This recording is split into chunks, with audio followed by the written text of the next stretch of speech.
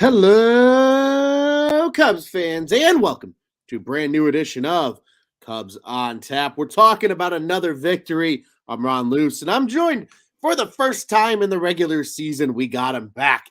It's my guy, almost ceremoniously.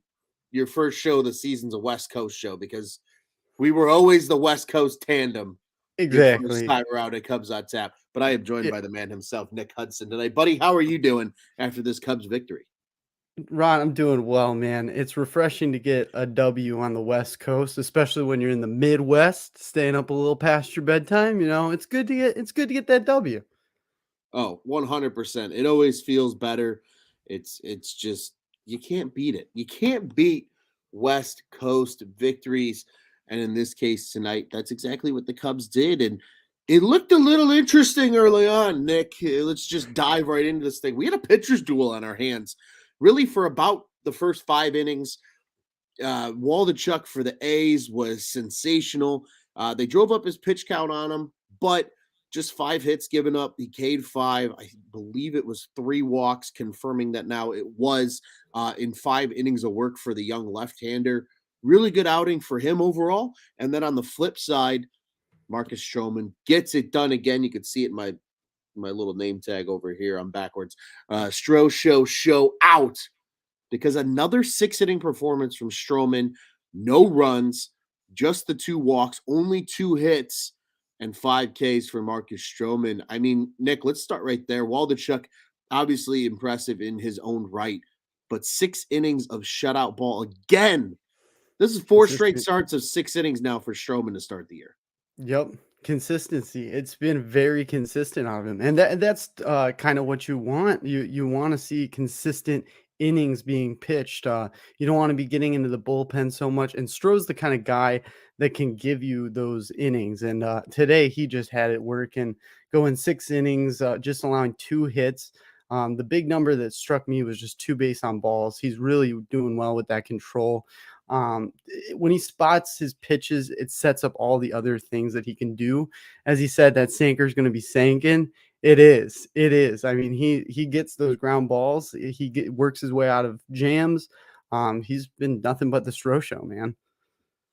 Yeah, I mean, you nailed it right on the head, man. I mean, consistency it just feels like the key right now with a guy like Marcus Stroman. You know, you hear about it so much through him and through the Cubs and a lot of their kind of off-season stuff.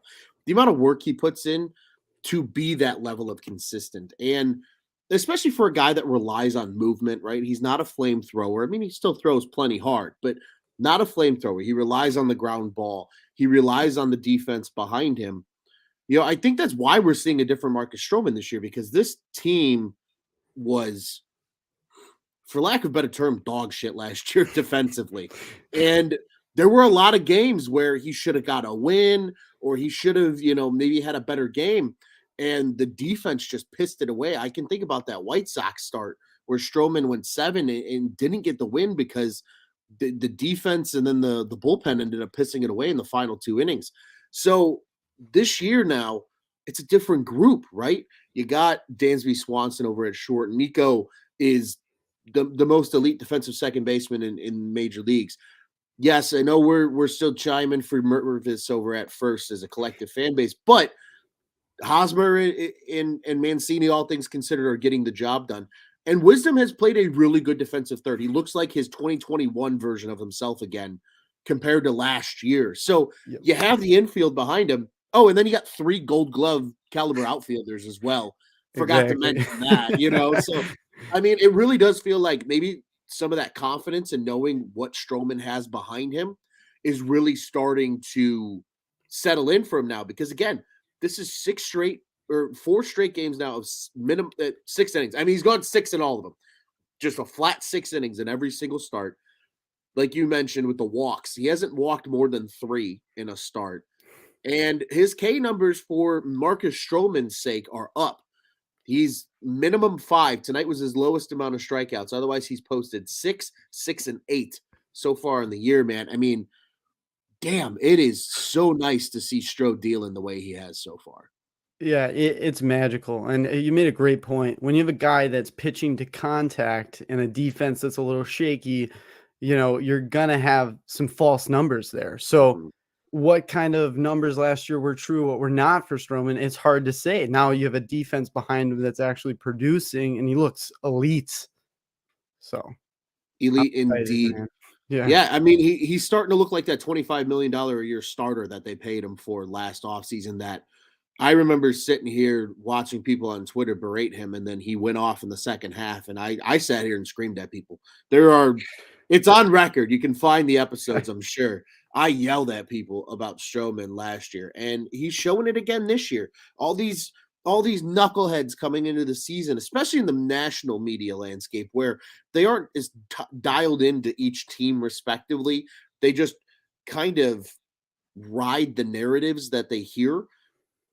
I mean, everybody's telling me Marcus Stroman was a third starter. Marcus Stroman looks like an ace. He's been an ace. Yeah.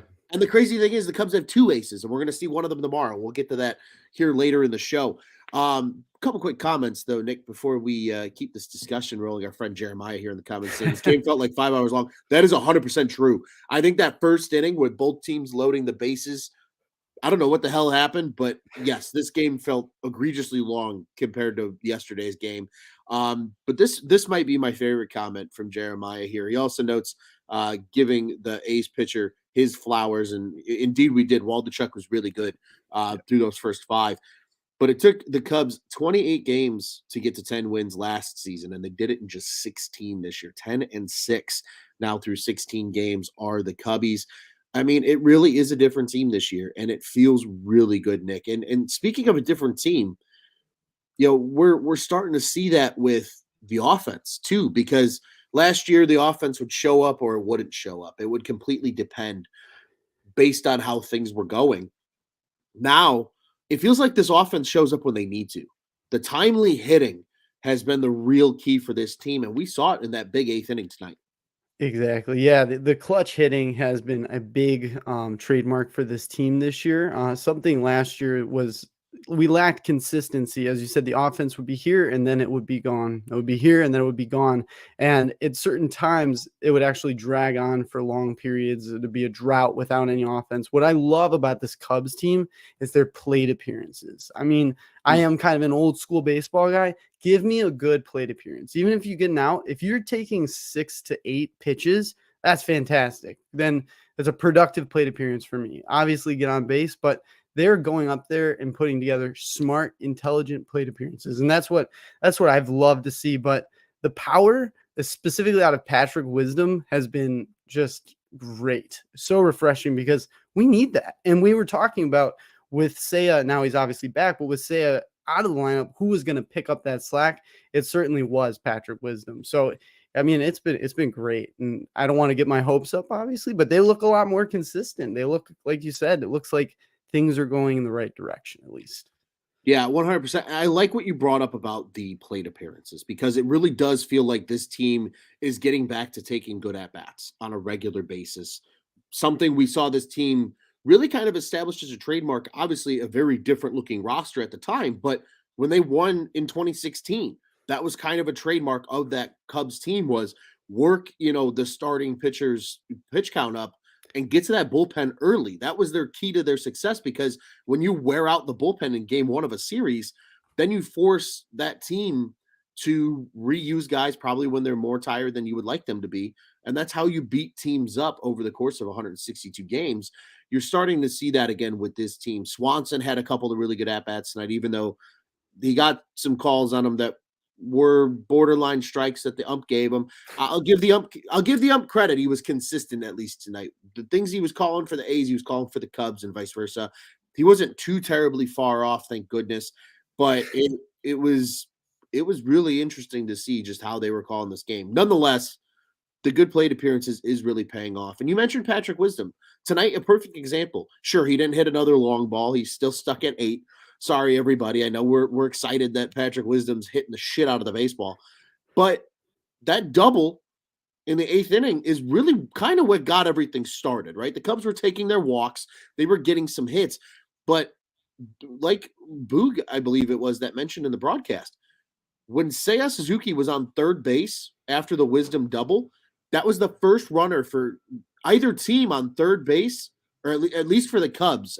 Maybe it wasn't for both teams, pardon me, but for the Cubs, since the first fucking inning when they loaded the bases and they left them stranded. Like, they really dialed it in, and it felt like Wisdom's that power came through again, because that was a rope down the left field line. Gets himself as well as Seiya in the scoring position. Bellinger delivers in the next AB. Jan Gomes delivers on the little dribbler. Perfect base running too, to have Bellinger running so you avoid the double play. And then obviously eventually Belly comes around to score on a Nick Madrigal hit, and then Madrigal scores on the error on the Nico Horner fly ball. And that's all they needed, the 4 runs. They took care of business. Fulmer comes in the 8th. He got the job done. Got 2 Gold Glove caliber plays, though, from Bellinger and Swanson as well.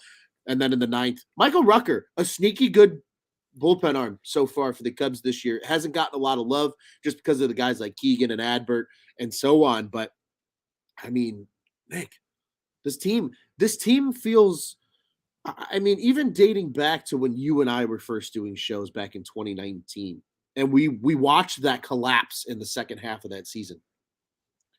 This team arguably feels more complete than that 19 team did, because you had a 19, you had the Lester and Hamels fall off in the second half. So 40% of your rotation was shaky at best for the second half. And then the bats were either super hot or super cold. They dealt with a lot of injuries. No Javier Baez. That's why we got to see Nico Horner debut toward the end of that season. Like, there were so many things that came into play that made them not feel like a complete baseball team. This version of the Cubs feels like a complete baseball team now. Yeah, that's a great point. I mean, one word that comes to mind for me with this year is depth, and they feel like a very deep team, and that gives me a lot of comfort, because in 2019, as you were saying, we did see the collapse, but one of the major things that Jed Hoyer was saying is the team itself wasn't built to last a long time, and he wants to build something that lasts a long time, and this is starting to feel like it can last a bit of time. You can stay with this approach and win ball games. There are going to be nights like this where you face good pitchers and you can't put up the giant numbers on the board. I think there's no one on this lineup that even got more than 2 hits, but if you string together plate appearances and runs, you can work the game. And there's going to be a lot of games like this. You're going to face tough pitchers. It's just what's going to happen, especially with the schedule change this year. You're going to see a lot more variety of pitchers. And, there's people that will shut you down. But this Cubs team, like you said, it feels complete. It feels very complete. And with that comes more of an approach that lends itself to wins. 100%. Incredibly well put, my friend. Quickly, comments here before I bring something back to a point that you just made. Our friend and fellow co-host Tyler tonight saying, boys, for a West Coast schedule. We may have been a little skeptical coming into it, and we absolutely were. You heard us talk about it a lot through the first couple, week and a half of the season. But as Tyler notes, this entire roster has stepped up and showed out. Love to see it. Love it. 100% true, my friend. And then, as Jeremiah says, as we mentioned, sneaky good describing the whole Cubs bullpen. I agree.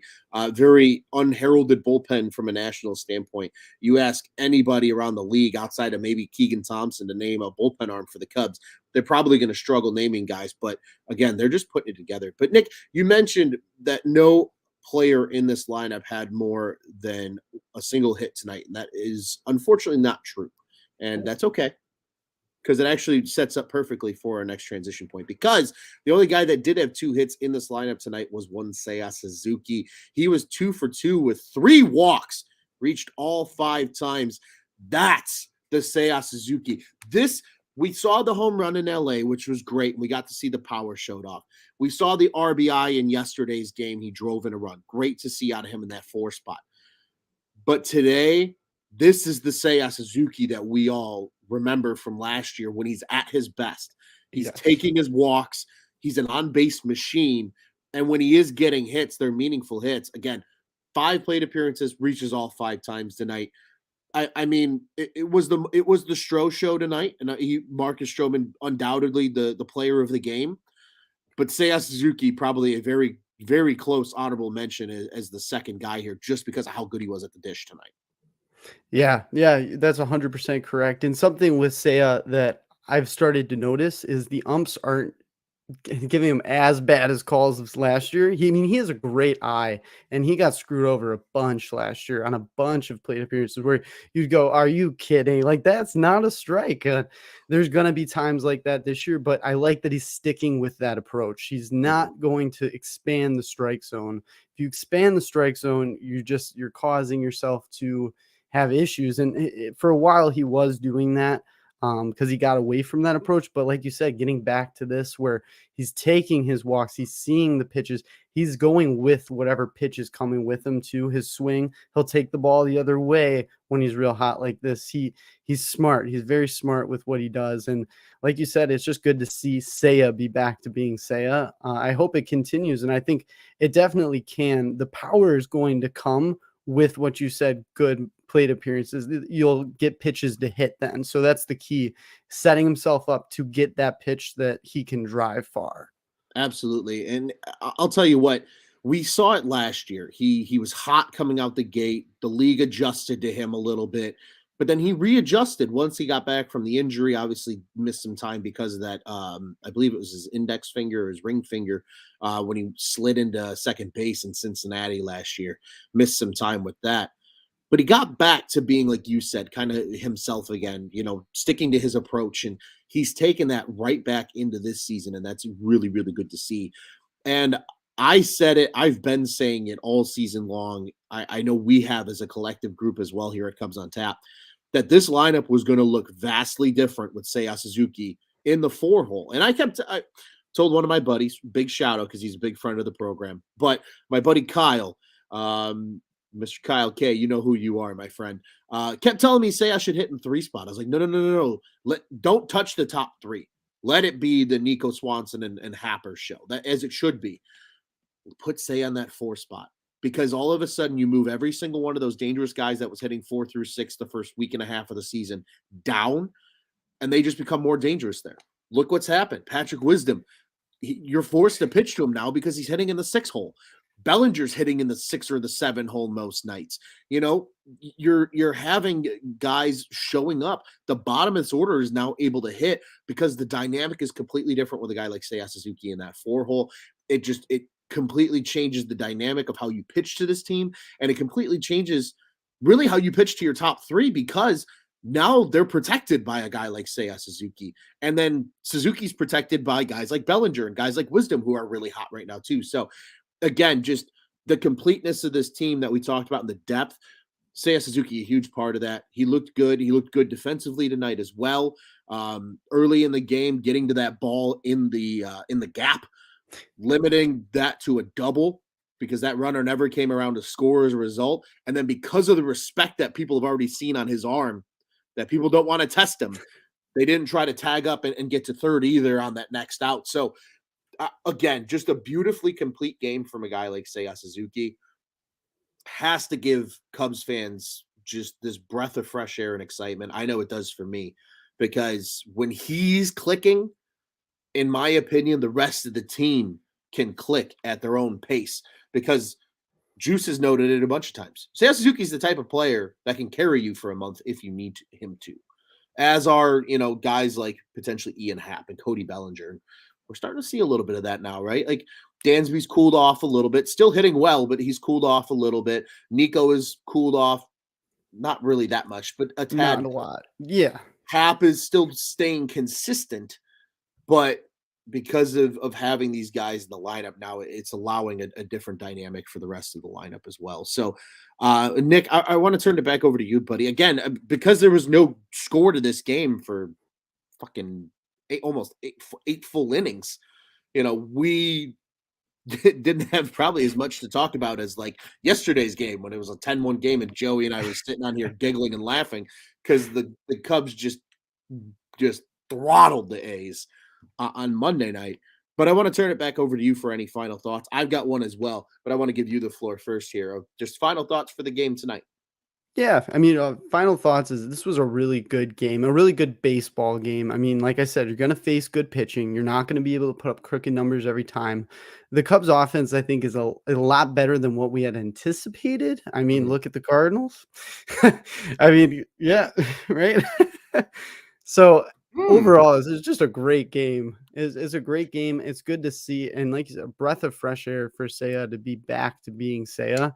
And, hopefully this just continues. But going on a West Coast trip and having success, even though it's the A's, it's a big deal, especially for these Cubs. I remember a bunch of years going on West Coast trips, just hating life, being up at midnight, going, "Well, I got to go to work tomorrow. This sucks. I stayed up for nothing." So it's a great win, and we just got to remember, the Cardinals are in last place. So That's big facts, and I'm glad you brought that up because Jeremiah also said that in the comments. Whispers, the Cardinals lost today. Yes, they did. Even though that backstop that used to play for the Chicago Cubs hit his first home run in a Redbirds uniform. It was a bomb. Didn't matter, but it was a bomb nonetheless. And Jeremiah, I'm going to call this Jeremiah's last thought. He says, "Cut Torrens and call it Mervis." Yeah, I mean, they yeah, removed Torrens from the game. Madrigal came in and made more of an impact as the yeah, DH effectively later in the game. Um, Maybe we'll see. We'll see what happens. The Cubs aren't going to rush any prospects, though. I'm preaching patience to people. I'm excited to see them too. I want to see Morel. I want to see Mervis. I want to see these guys on a consistent basis. But, yeah. but right now, if this team's winning games, That's true. Yeah, they're that not going to that's rush these guys because they're not going to play every day necessarily if they're being rushed right now. I would rather guys like Mervis and Morel and Nelly V play every single day in Iowa. Granted, Iowa, I don't know if anybody has seen. Iowa hasn't played in like 5 days because of like snow and rain and and just scheduled off days and all this weird shit. But like those guys need to play every day. And when until we get to the point where Hosmer and Mancini, or at least one of those two, are so bad to the point that it makes sense then to call up a guy like Mervis, that's when you'll see it. I think we see Mervis this year. Don't get me twisted, but yeah. I just don't know when that'll be. Um, Nick, quickly, my final thought. First off, this is a series win. You mentioned you like West Coast trips when you don't hate your life as a result of them. Cubs are guaranteed a winning road trip after tonight's win. This is their fourth win on the road trip. Obviously, we would like to see it be 5-1 and not 4-2, but they're at least guaranteed a winning road trip. Huge, especially this early in the season. Secondly, there was a statistic on the broadcast that through the first 15 games of the season, there have only been 3 players in MLB history to record at least 22 runs scored, 16 or more hits, and 9 or more stolen bases through the first 15 games of a season for their respective team. Ricky Henderson, one of the greatest leadoff hitters ever. Kenny Lofton, one of the greatest leadoff hitters ever, should be in the Hall of Fame. And Nico Horner. Wow. Nico Horner is officially putting himself in elite leadoff category because we got so used to as Cubs fans talking about Dexter Fowler, the you go, we go. It's no longer you go, we go. It's Nico, we go.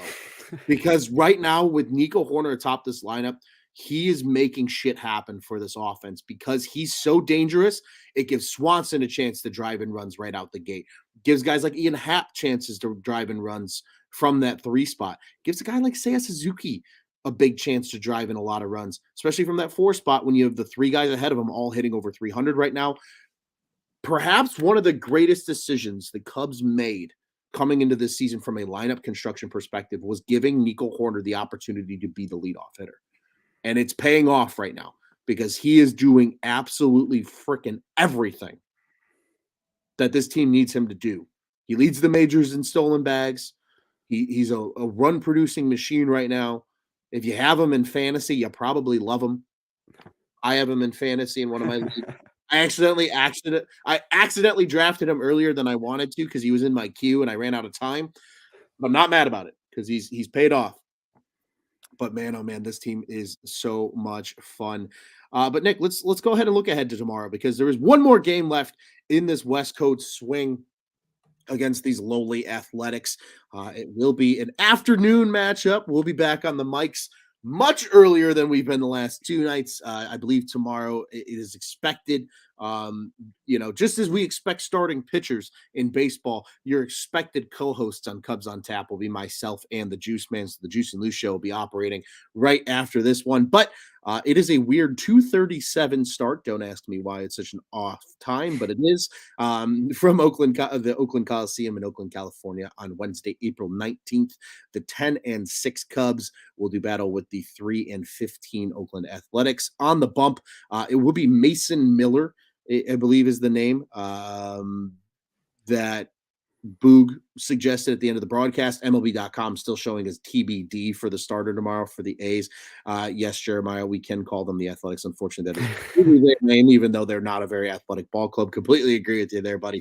But on the other side, for the Cubbies, friend of the program, the lefty, the ace in the making, not even in the making. He is an ace. Justin Steele on the bump. He started this road trip off with a bang with a 7-inning performance against the Dodgers in that win on Friday night of last week. I think he finishes it up in the same breath, but he is 2-0 with a 1.42 ERA through his first 3 starts on the year for the Cubbies. Just 3 players on this Oakland Athletics roster have seen him. Rooker, the only one picking up a lone hit in his 1 AB. The other 2 players, Aguilar and Peterson, are 0-1 and 0-2 against him for their careers. So not much to go off of from that standpoint. But Nick, what are you expecting? What do you need to see out of this team tomorrow for the Cubs to go for the sweep? We love the sweep, as Juice would say. Love the sweep. Tomorrow. Yep.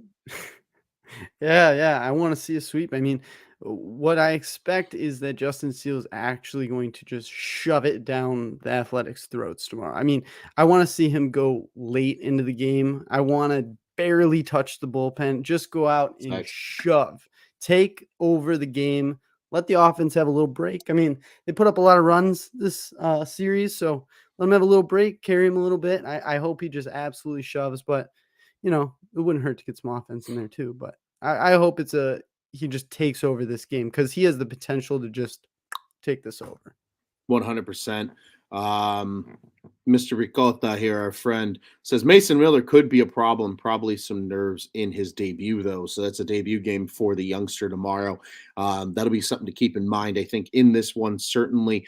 But I agree, man. Steele he's got that bulldog mentality. I mean, I think we said it countless times here at Cubs on Tap. He has that reminder of a John Lester type, where he's that bulldog left-hander. He goes out there every 5th day, gives you his best effort, and it's hard to not like what you've seen so far. Against a very good Dodgers team, he went 7 innings, only gave up 2 runs, only 3 hits, walks 1, and Ks 8. I mean, if he does anything close to that, to this piss poor Athletics roster in comparison, I mean, we could be sitting here talking about another 7-inning start from Steele tomorrow. It's very, very possible. So I'm rooting for Justin. I hope he goes out and absolutely just shoves it down the throat of the A's, like you said, Nick. Yeah, and I mean, again, series wins are cool, but sweeps are even cooler and even tougher when you can get them. And tomorrow presents a perfect opportunity to do so. Sweep, we love the sweep, good old sweep. So let's go get that done tomorrow, Cubbies. That would be great to see. And Jeremiah said a little bit early, he said, let's get the series sweep tomorrow. Also glad he doesn't have to stay up till midnight tomorrow. True. This 2:00 game is going to be great tomorrow. I'm very excited for a 2:30 start. We'll probably be rolling with you right around 5:00. Myself and Juice to wrap up this series. And then Thursday, admittedly, be on weather watch. It's supposed to thunderstorm in the Chicagoland area. Don't be surprised if that game gets moved. There might be a doubleheader over the weekend. And then that positions us perfectly for a Friday afternoon show with that 1:20 start against the Dodgers. It's another 4. It's a 4-game set with the Dodgers. So, but be on rain watch for Thursday because I don't know what the hell's going to happen. I have tickets technically to the game on Thursday. I'm probably going to sell them because I don't trust the weather, and inevitably I'm going to sell them, and the weather's going to clear up, and then I'm going to look like an asshole. But it is what it is.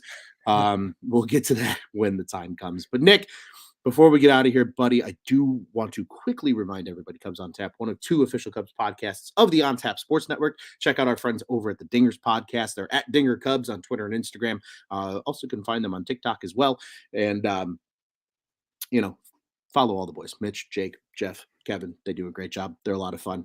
They were live yesterday before we went live later in the evening, and they'll be back with you guys again next Monday, which is a Cubs off day, mind you, before the San Diego Padres series back at Wrigley Field.